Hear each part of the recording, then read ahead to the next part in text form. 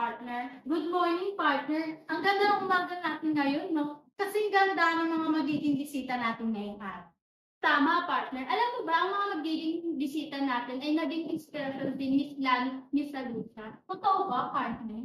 Tama. Alam mo ba, partner? Si Miss Lani is 55 years old. Ang bata niyang tignan. At alam mo ba, may dalawa siyang anak. Ay, grabe. Ganyan talaga nagagawa ng may pera at sikat partner. Pero aminin natin partner na napakaganda at natural ang ganda ni Miss Lani. Saka alam niyo ba kahilig na si Miss Lani Misalucha ay nag-umpisa siya bumagsak bilang isang choir sa Andres Bonifacio Culture Center of the Philippines sa edad lamang na 20 anyos. Ay, grabe. Kaya pala nag-improve yung boses niya kasi bata pa lang siya, kumakanta na siya. Oo nga, partner. Tsaka alam mo ba, yung mga magiging bisita natin ngayong araw ay isang inspirasyon nila si Miss Lani Misalucha. Tsaka alam mo kung paano nga pa napupunta. Paano nga ba, partner? So, ang girl group na ito na naging inspirasyon nila si Miss Lani Misalucha ay nag-umpisa lamang sa isang concert ni Miss Lani Misalucha. Ito ay ang first major solo concert ni Miss Lani Misalucha na ang title ay Cross Over the Line.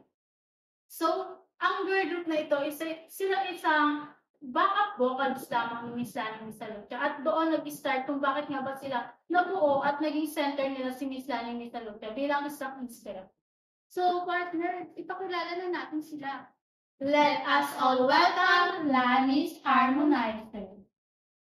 Sila Miss Irish, Miss Jessica, Miss Eunice, and si Miss Ana. So, bago kayo mo po is mag-hi hello muna kayo sa ating mga kahimig na nanonood ngayong araw. Hello, mga kahimig! So, una po kayo. So, kamusta yung buhay niyo as sikat na singer ngayon dito sa ating bansa o sa ating Pilipinas? Masaya po and madaming projects. Pagbilan naman po ng Grabe yung sikat na kinover yung kanta ni Miss Lani Misalucha, no? Yung bukas na lang kita mamahal. Oo nga, hindi namin in-expect din na mag-bloom yung ano na yun, yung video na yun. Kasi may mga ibang cover kami ng kanta na mas gusto rin namin. Pero nagustuhan ng audience namin yung kinover namin na bukas na lang kita mamahal. Ano yung nagtulak sa inyo at nabuo niyo yung girl group at nag-i-inspire si Miss Lani?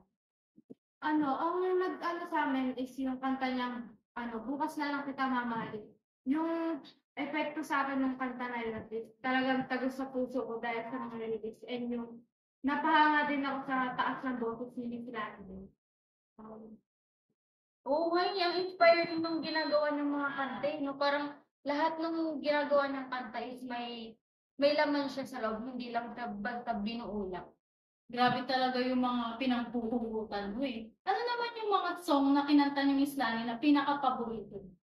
Ako siguro yung One Moment in Time. Kasi kada pinaparinggan ko siya, parang grand champion yung datingan na eh. For me naman po yung Power of Love. Kasi po, sa bawat kantang meron siya, ramdam mo yung emosyon eh. Ako naman yung bukas na lang kita mamahalin. Kasi for me, parang kahit hindi mo pa siya jowa is mararamdaman mo kung ano yung pinaparating ng kanta, sakit sa puso. Same, pero hindi naman ako iniwan ng jowa ko. Wow, grabe talaga. Hindi naging controversial yun sa public yung mayroon pa ng jowa. Siyempre, loki-loki lang. Yeah. Ayun na nga, guys. Diba, may share kami experience with Lani Misalucha. Ano yung experience na? Alam niyo ba, Lani Misalucha is not just like a singer. She's like a symbol of Filipino talent abroad. Nung naging headliner siya sa Las Vegas, like legit siya yung bida. Pinoy pa yun guys Wow, totoo. At saka alam nyo ba, nung nag-Las Vegas siya, international na yun hindi niya talaga nakakalimutan ng OPM. Kasi kahit international na siya, kinakanta niya pa rin yung mga OPM song. Ay, true. Kasi parang pinaparating niya na kahit saan ako pumunta, Pilipina ako. Iconic, no? Kaya nga idol ko yun kasi sobrang bait niya sa mga fans niya and madami na rin siya experience sa pakikituto. Ay, grabe. Ang dami natin nalaman sa kanila. So, feeling ko yung mga kamilig natin dyan, minsan dati nakikinig. Kaya pala sikat at idol ko si Miss Lani kasi ang dami na na-experience at andoon mismo kayo at nakakita mo. Grabe, nakaka-engage partner. Sumali na tayo sa girl group. Para na. Joke! Direct! May bago! Mas Pinamilo! Milkier! Mas masarap! Taste the new, more delicious Milo! Paano nyo na-handle yung mga pambabash na natatanggap mo sa iba't ibang tao? Sa akin, wala na yan kasi ang dami ko ng pinagdaanan na problema and sila din, madami na din silang pinagdaanan na problema. Pero, meron kaming gustong sabihin sa mga basher namin. Gusto namin magpasalamat sa mga basher namin kasi kung wala sila, hindi kami makakarating dito. Kaya sa mga basher namin dyan, ipagpatuloy nyo lang yan. Ikaw naman, Miss Ana. May mga nababasa akong sabi nila, trying hard naman yun. Hindi na lang sila tumigil. Pero for me naman kasi, hindi naman kasi nila alam yung pinagdadaanan namin. Ready na dead mo na lang namin. Ikaw, Miss Irene, may natatanggap ka bang pambabash galing sa iba't ibang tao? Meron naman, madalas kong makita yung pilit daw namin na ginagaya si Miss Lani, which is, inaano namin yon kasi inspirasyon nga namin si Miss Lani, lalo na sa pagkanta. And hindi naman namin totally na ginagaya si Miss Lani tulad ng wala na talagang originality.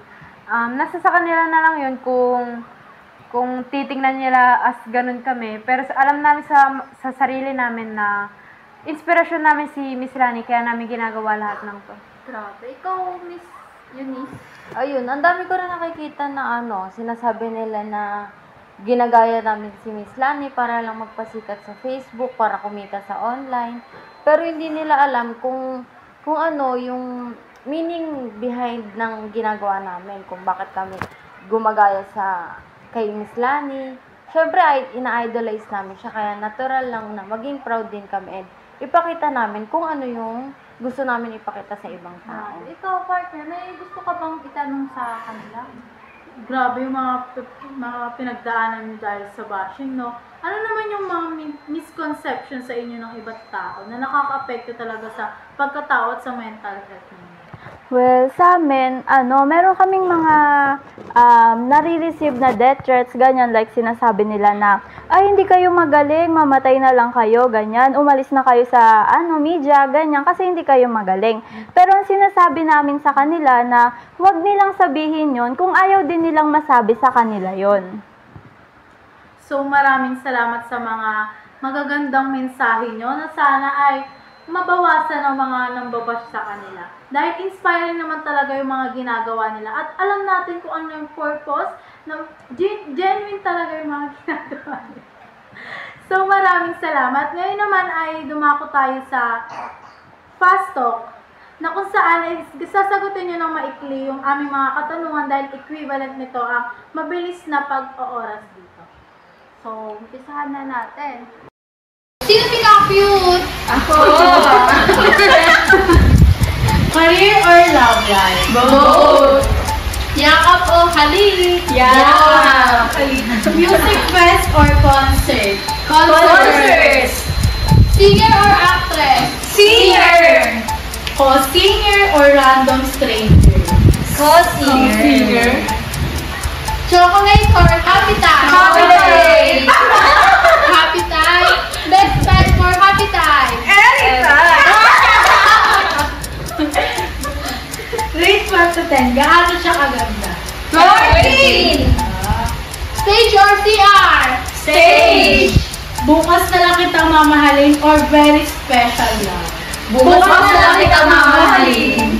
Complete this sentence. This era is More concerts and projects! Lights on or lights off? Lights off! We are Lani's Harmonizer. We are Lani's Hearts! So, dito na tatapos yung fast talk natin. So, bago namin talagang tapusin ay meron kaming munting regalo na inihanda namin na galing kay Miss Lani Misalucha. Ito ang video brief from Miss Lani Misalucha. So, ngayon, panoorin natin. Sige, lapit kayo.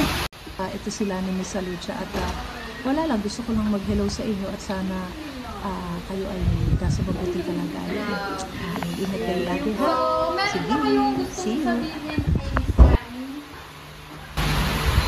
Ang gusto ko lang po sabihin kay Miss Lani ay thank you so much. Hindi lang po pala kay Miss Lani, kundi thank you din po sa inyong mga host and sa director nito. Kasi kung hindi po dahil sa kanila, wala po kami ngayon dito.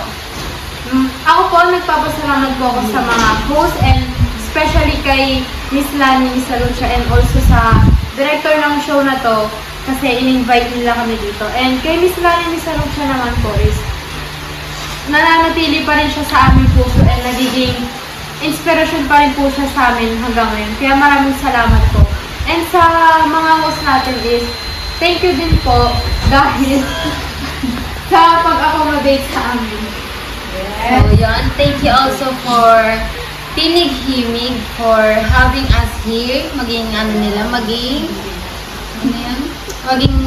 guest nila sa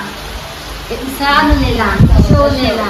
And thank you rin sa mga supporters and kay Miss Lani dahil binigyan niya kami ng motivation para mabuo yung girl group na to. And hindi naman kami mabubuo kung hindi din dahil sa guide ni Lord. Kaya thank you Lord dahil nandito kami sa position namin. One thing po, aming pong inaanyayahan ng aming fans and sa mga gusto pong manood, may concert po kaming gaganapin sa this coming July sa Coliseum. Yun. Abangan natin yung mga paparating pa nilang concert. So maraming salamat sa inyo dahil kahit napaka-hectic ng mga schedule nyo is napatunayan yung dumalo pa rin dito sa aming podcast.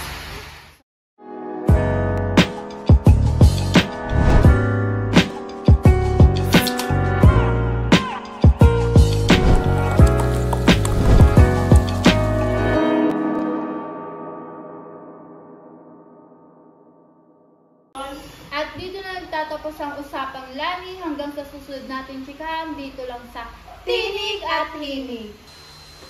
Usapang boses, usapang buhay!